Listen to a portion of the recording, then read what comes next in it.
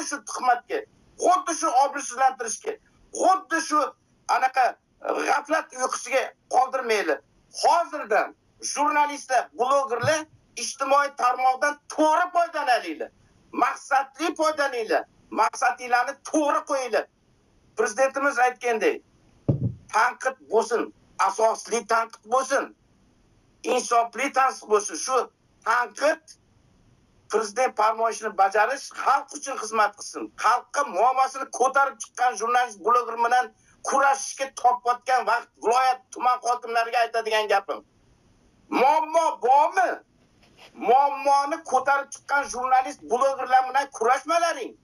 Muammosi bor xalqi haqqini talab qilayotgan shu bloger jurnalistlarni oldinglarga olib, shu muammoni yechish bilan shug'ullaninglar. Hozir uncha-buncha hokimlar bordi. Asosli tanqid qilsangiz trollar komandasini yuboradi. U trollar komandasi shu O'zbekiston fuqarosi, uni ham bolasi shu yerda qoladi. Muammo bu yerda qolib, hokimini, viloyat hokimini tanqid qilgan Rasul Qo'shirbayev, Jahongir To'laganov, Olim Sulaymonov, Nasim Xolipov, Anorani, yana 2-3 ta faollarni obro'sizlantirish, muttahamlik yo'liga o'tgan. Bu prezident siyosatiga sabotaj, bu prezident siyosatiga qarshi deb bilaman.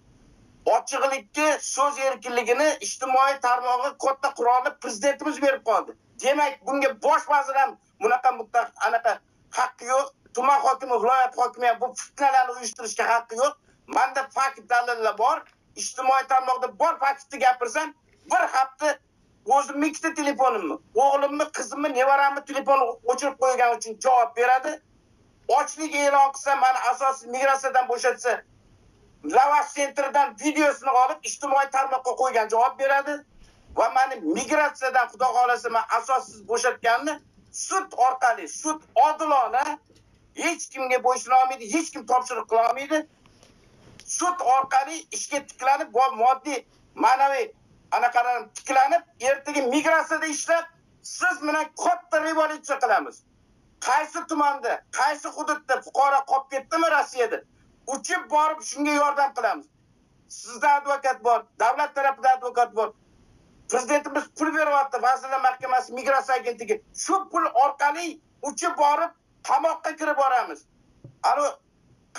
Qamalmoqchi bo'lganlardan oldiga o'sha asossiz qamalganlar, urushga yuborganlarni qaytarib olib kelish bilan migratsiya agentligi shug'ullanishi kerak. Tuman viloyat hokimi imенно shu bilan shug'ullanishi kerak. Prezidentimiz shu topshirig'i bergan. Sani bolang, nevarang, qizing, bolang uyingda yotibdi de.